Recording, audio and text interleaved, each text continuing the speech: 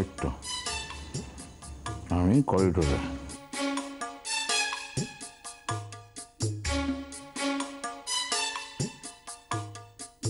সৈকত sir কেবিনে ঢুকে পড়ল। কেবিনে তো আর ক্লোজ সার্কিট টিভি লাগানো নেই, হ্যাঁ, ক্যামেরা তো নেই, কোথায় পাবে সে ফুটেজ? যেখানে আমি সৈকত স্যারের অক্সিজেন মাস্কটা সরাই, তারপর অক্সিজেন সিলিন্ডারটা বন্ধ করে দিই, তারপর জিপটা আস্তে করে খুলে নিই, সব শেষে এই কোদা বালিশটা দিয়ে সৈকত স্যারের মুখটা চাপা দিয়ে তাকে মুক্তি দিয়ে দিই। এই লোকটা তুমি এত কষ্ট দিয়ে মারলো, আর আমরা ওকে ধরতেও পারলাম না। আমার যা হয় হবে, কিন্তু এই লোকটাকে আর আমি পার পেতে দেব না, কিছুতেই না। যাক, এই ফুটেজগুলো তো আমার হাতে চলে গেল। যাই, এবার একটু রোকরা পাচ্ছি, হিসেবটা করে দেখি।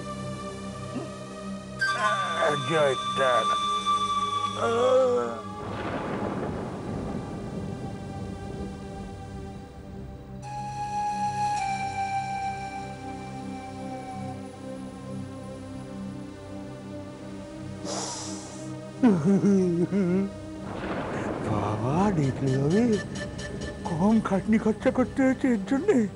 হ্যাঁ, ওই বাবারে, তার জন্য কি না করেছি আমি। অনি আর অগ্নির অলক্ষে অফিস থেকে নাম বেরিয়ে ফোন করেছি তোর।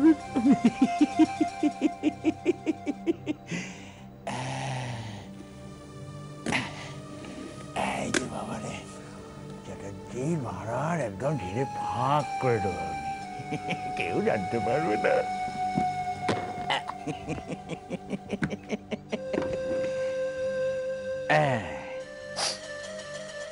আমার বড় ভাগনার নাম ভারিয়ে আর সই গেরিয়ে ওই যে চ্যাটার্জি কোম্পানির কত পয়সাই পকেটে পুরলাম, তার কোনো হিসেব নেই।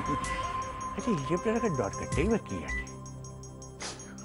এখন শুধু এই ধানি লঙ্কার কাছ থেকে স্বর্গীয় সৈকত স্যারের পোস্টমর্টমের আসল কপিটা আমার হাতে এলেই ও ছুরি আমাকে আর ফাঁসাতে পারবে না। না চন্দন রায়চৌধুরী, এত সহজে তো তুমি নিস্তার পাবে না, কিছুতেই না। তোমার পাপের শেষ হবেই, আর এমন শাস্তি তুমি পাবে যাতে আর কোনো দিনও কারোর প্রাণ কেড়ে নেবার কথা তুমি ভাবতেও না পারো।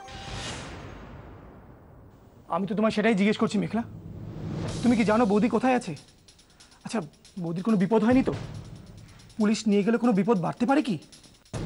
বলি, পুলিশকে নয় ভুলেও খবর দিও না। আয়ুষের বাঁচা মরাটা এখন একেবারেই তোমার হাতে। কি হলো মেঘলা, চুপ করে আছো কেন? কিছু বলো, কিছু বলবে তুমি? বলো তুমি। আমি জানি না অনি, আমি জানি না, আমি কিচ্ছু জানি না দিভাই কোথায়। শুধু এইটুকু জানি যে দিভাইয়ের যদি কোনো ক্ষতি হয়ে যায়, আমরা কি পারি না সবাই মিলে দিভাইকে বাঁচাতে? আমি তো শুধু তোমার থেকে একটু সময় চেয়েছি অনি। বেশ, তুমি চেষ্টা করো, কিন্তু তোমার কাছে শুধু একটাই অনুরোধ মেঘলা, অন্তত বন্ধু হিসাবে আমি তোমার পাশে থাকতে চাই মেঘলা, তোমার সাহায্য করতে চাই, বৌদিকে খুঁজে বের করতে আমি তোমায় হেল্প করতে চাই। তুমি এই সময় আমার বন্ধুর পাশে থাকতে চেয়েছো। I am really very thankful to you. কিন্তু এই লড়াইটা যে আমার একার অনি, আমি একাই লড়তে চাই। বিপদে পড়লে আমি নিশ্চয়ই তোমায় ডেকে নেব। কি করি? মেয়েটাকে একা এইভাবে বিপদের সামনে কি করে ছাড়ি? চন্দন তারপর যদি মেঘলার কোনো ক্ষতি করতে চায়, অনির সামনে তো ওই ব্যাপারে কিছুই বলা যাবে না। মেঘলা, মেঘলা, আমি একটা তোকে কথা বলবো, সেটা কিন্তু মন দিয়ে শুনবি তুই। দেখ, তোরা দুজনেই অল্প বয়সী ছেলে মেয়ে, তোরা তোরা আয়ুষীকে খুঁজতে যাস না, আমি যাবো আয়ুষীকে খুঁজতে। মেঘলা শোন আমার কথাটা, দেখ আমি আমার অভিজ্ঞতাকে কাজে লাগিয়ে আয়ুষীকে ঠিক খুঁজে বার করতে পারবো। তুই বুঝতে পারছিস তো আমি কি বলতে চাইছি? প্লিজ প্লিজ জেদ করিস না।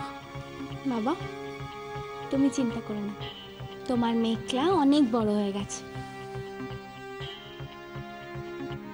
আমার কিছু হয়ে যায় যদি, সেই ভয়ে তুমি আমাকে একলা ছাড়তে চাইছো না।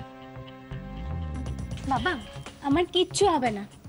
অনি তুমি না আর এখানে বেশিক্ষণ থেকো না, তুমি বরং জিজুর কাছে যাও, ওখানে থাকাটা আমার মনে হয় দরকার তোমার। ঠিক আছে, যদি কোনো দরকার লাগে আমাকে প্লিজ জানিও, আমি ওয়েট করব। আসছি। এসো।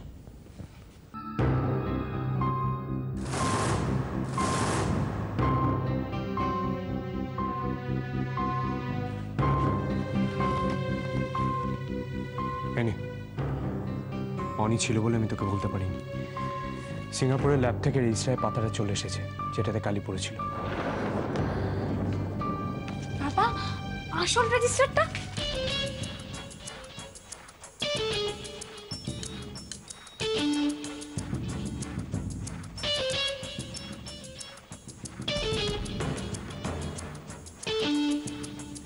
মামু। ইয়েস, চন্দন রায়চৌধুরী। এই সব কিছু জানার পরে আমরা চুপ করে বসে থাকবো? চন্দনী দাদার খুনি এটা ক্লিয়ার হয়ে যাওয়ার পরে আমরা হাতে হাত রেখে বসে থাকবো? ওকে শাস্তি দিতে পারবো না মেঘলা। তুমি চিন্তা করো না বাবা, মামু যদি মনে করে সমস্ত প্রমাণ ওর হাতে পেয়ে যাওয়া মানেই ও ধরা চাওয়ার বাইরে চলে যাবে, তাহলে সেটা ওর ভুল ধারণা। আর তাছাড়া কালকের দিনটা যে মামুর কাছে খুব একটা ভালো হবে এরকমটাই বা কে বলেছে?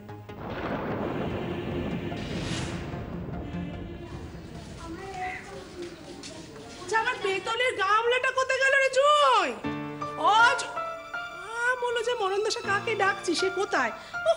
জয় তোর মাসির মেয়ের পা আজকেই ভাঙতে হলো, আর তুইও ছুটলি। না ছুটে করবি বাকি, সেখানে তো দেখার কেউ নেই। আমি একা যে কি করে সব সামলাই। সুজা সন্দীপ, দুপুরে খাওয়া দাওয়া যেন তাড়াতাড়ি শুরু হয়, এটা সবসময় খেয়াল রাখবে। হ্যাঁ তা তো রাখবো। ওই শোন, তোকে একটা কথা বলতে ভুলে গেছি, ওই ক্যাটারারের ছেলেটাকে কিন্তু আমি 2000 টাকা অ্যাডভান্স করে দিয়েছি। না এটা পেমেন্টের সময়টা মাথায় থাকে জানো? হ্যাঁ থাকবে বাবা থাকবে। আমি শুধু ভাবছি যে সুজনটা এখন বাজারে গেল, ফিরছে না। বাজারে পরে ছেলেটা সুজন বাজারে গেছে? কে বাজার পাঠালো? কে? বলছি বা ওই মা পাঠিয়েছিল, ওকে একটা জিনিস আনতে বলেছিল, সে ভুলে বসে আছে। এখন কখন ওমা রাঙা পিসি, আরে দেখো হ্যাঁ ভালো আছি। বলছি কোনো অসুবিধা নেই তো এখানে আসছে? অসুবিধে তো কিছু নেই, একা হাতে সবটা করতেছে। এই যে অসুবিধা তা তোমরা এসছো, আমি সবচেয়ে খুশি। আরে দেখো না কে এসছে। ও মা রাঙাদি কেমন আছে? তুমি একা এলে কেন গো? নারা টেপি সব কই? ওদের সুইটুরি ভালো না, তো আমি একাই চলে। কোনো মানেই হয় না জানো তো। তুমি ভালো আছো? হ্যাঁ ভালো আছি। তুমি ভালো আছো? ওই তো ওই তো কি করলা? তোমার শরীরটা এখন ভালো আছে তো? হ্যাঁ। উর্মি কেমন আছিস? ভালো আছি। কি উর্মি, তোমার বাপের বাড়ি থেকে কাউকে দেখছি না তো? হ্যাঁ আসলে বাবা, কি জানি বাবা আসবে কিনা। তবে বৌদি তো বললো যে পিসির বাড়ি থেকে সকলকেই আসতে বলেছে, এমনকি বাবাকেও। বাবা কেন আমার সাথে এরকম করছে?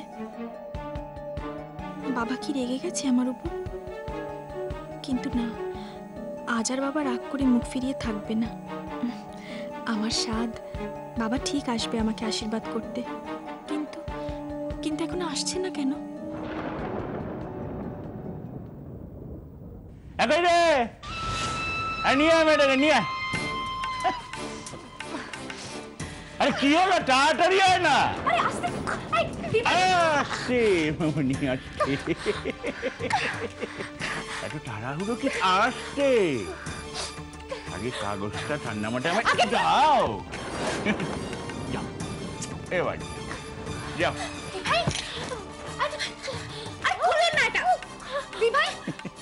দে দে খুলে দে দে। তুই এই লোকটার হাতে কোনো কাগজ তুলে দিবি না, কোনো প্রমাণ তুলে দিবি না। শোন, এই লোকটা একদম ছাড়বি না তুই। শোন শোন, এই লোকটা আমার যা ক্ষতি করে করুক মেঘলা, কিন্তু তুই এনার সামনে কিছুতেই মাথা নোয়াবি না। এই যে প্রমাণটা আমার হাতে তুলেই দিয়েছে। মেঘলা, এইটা বাবার পোস্টমর্টমের আসল রিপোর্ট। তুই এটা এনার হাতে কেন তুলে দিলি? লেগে গেছে। হ্যাঁ না, গড়িয়ে ওঠেনি, কিন্তু সময়ও তো আমার হাতে নেই। আমার তো কাজ রয়েছে, বেরোতে হবে, নাহলে তোমাদের ঝামেলা ঝটপটিটা আমি মিটিয়ে। একটা কাজ করো, বাড়ি গিয়ে মিটিও, বুঝেছো? বাড়ি গিয়ে মিটিও।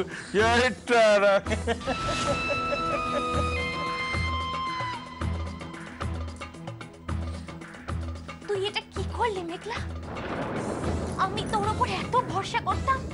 মেঘলা, একমাত্র তুই পারতি সেই লোকটার মুখোশটা টেনে ছিঁড়ে ফেলে এই লোকটাকে সবার সামনে দোষী প্রমাণ করতে, কিন্তু তুই সব প্রমাণ করে এই লোকটার হাতে তুলে দিলি। তুই শেষে এই লোকটার সামনে হার মানলি মেঘলা, কেন? বল বল কেন? ভাই, কারণ আমার কাছে সব থেকে বেশি দরকারি যে তোর সুস্থ থাকাটা দিভাই। আমি যে জিজুকে কথা দিয়েছিলাম দিভাই, আর সেই কথাটা না রাখতে পারলে আমি তো ওই বাড়ির কারোর কাছে নিজের মুখটাই দেখাতে পারবো না। কিন্তু কোনো কিন্তু না ভাই, কষ্ট কি আর আমার কিছু কম হচ্ছে তুই বল? কিন্তু একটা কথা তুই মনে রাখবি, মেঘলা কোনোদিনও হার মানে না। একটা না একটা কিছু তো আমি নিশ্চয়ই করবো।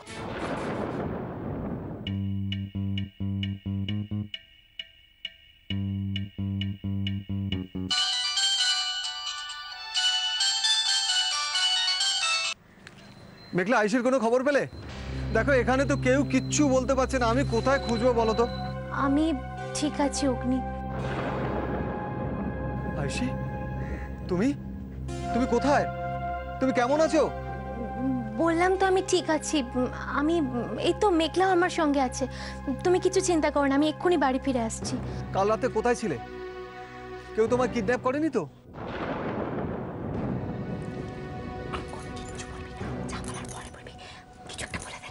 কি হলো, চুপ করে আছো কেন? তোমার কোনো বিপদ হয়নি তো? আসলে কালকে কি হয়েছিল বলো তো? কাল না রাস্তায় আমি মাথা ঘুরে পড়ে গিয়েছিলাম, তাই কয়েকজন লোক আমাকে একটা জায়গাতে নিয়ে এসেছিল। রাত পরে এই জন্যই আমার খবর পাওনি, বুঝলে না? এই তো মেঘলা এখন এসে গেছে, আমরা একসঙ্গেই বাড়ি ফিরছি, তুমি কিছু চিন্তা করো না। শোনো না অগ্নি, বলছিলাম যে আমি বাড়ি ফিরে তোমাদেরকে সব ডিটেলসটা বলবো। তার আগে আমার একটা কথা আছে তোমার সঙ্গে, বলো আমার কথাটা রাখবে? আমি তোমার সব কথা শুনবো, তার আগে তুমি আমার কথা শোনো। তুমি কি জানো কাল রাত্রে প্রত্যেকটা মুহূর্ত আমরা কি টেনশনে কাটিয়েছি?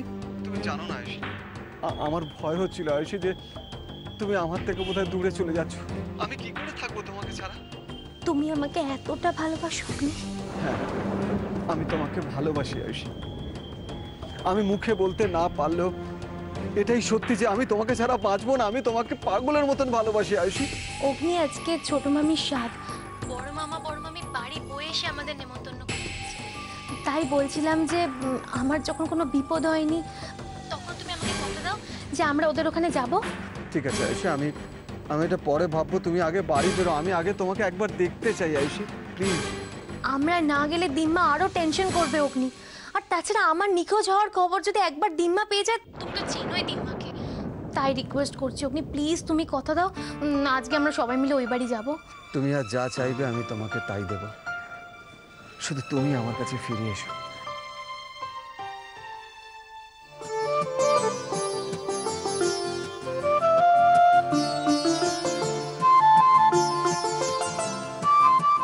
আজ আমায় সবাই আশীর্বাদ করলো, শুধু তুমি এলে না বাবা।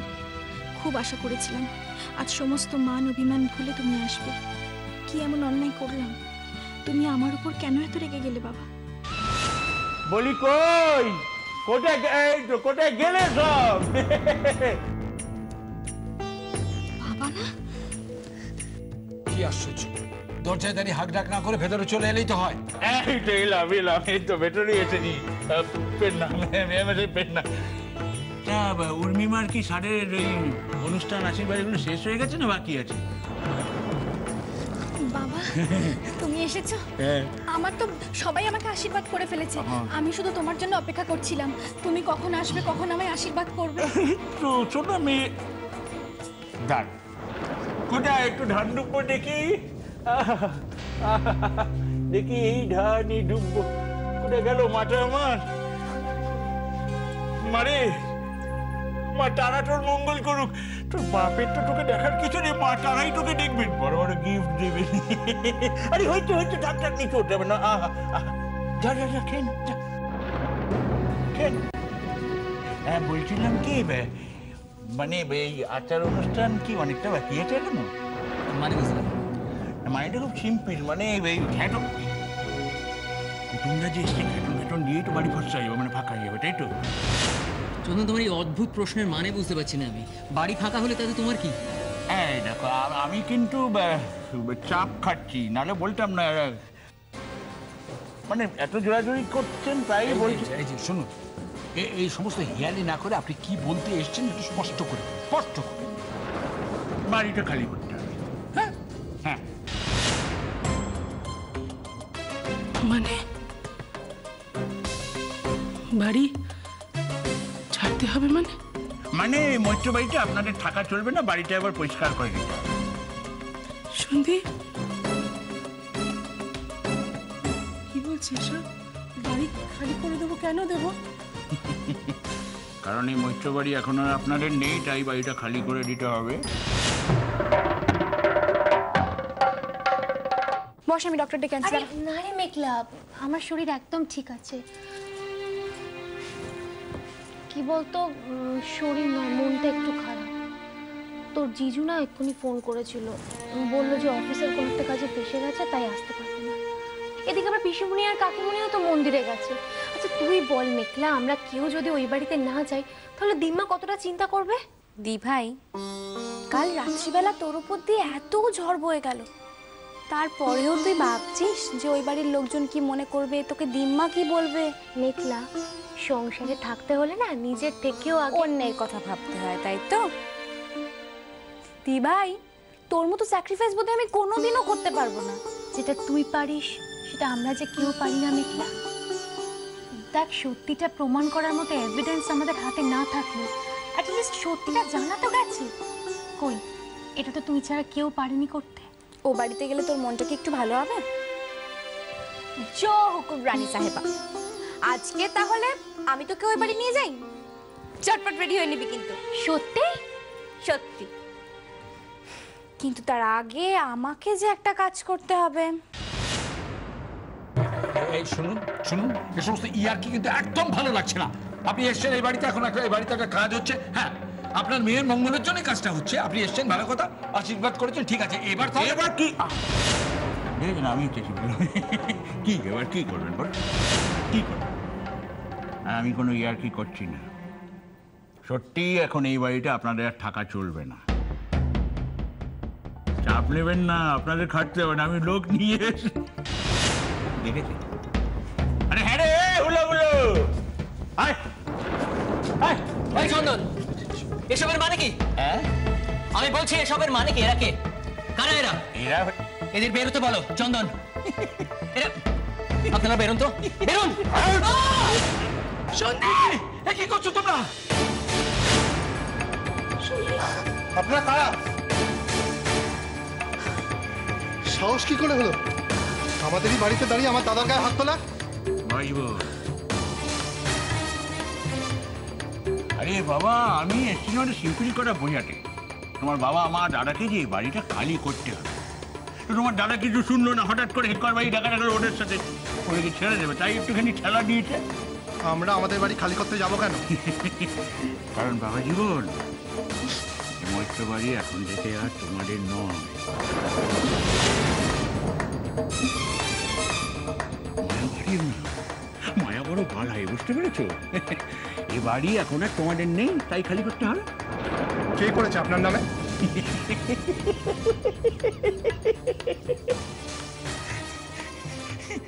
তোমাদের পরম পূজনীয় পিতৃদেব শ্রী মনটোষ মৈত্র। এই সুজন, হ্যাঁ রে সুজন, কি বলছে রে? আমাদের বাড়ি নাকি ওর হয়ে গেছে, সেটা বাবা করে দিয়েছে। চন্দন, তুমি কি আজকাল মানে জেগে জেগে দিনের বেলা স্বপ্ন দেখো? না না, স্বপ্ন আমি দেখেছেন, ওই পিরিয়ড ডিটেইলটা না চোয়ালটা চাপ খেয়ে গেছে। বলছি তো, এবারই এখন আর আপনাদের নেই। কি ভাবছেন আমি পাগলের প্রলাপ বকছি তো? হ্যাঁ, মেন্টাল কেস আমি?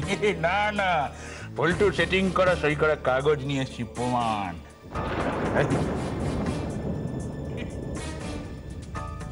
বড় এক রাত এখানে কি নাটক দেখতে নিয়ে এসছি তোমাদের আমি? হ্যাঁ, তোমাকে যাও গিয়ে মালপত্রগুলো ফেলো। ওই কেউ হবে না।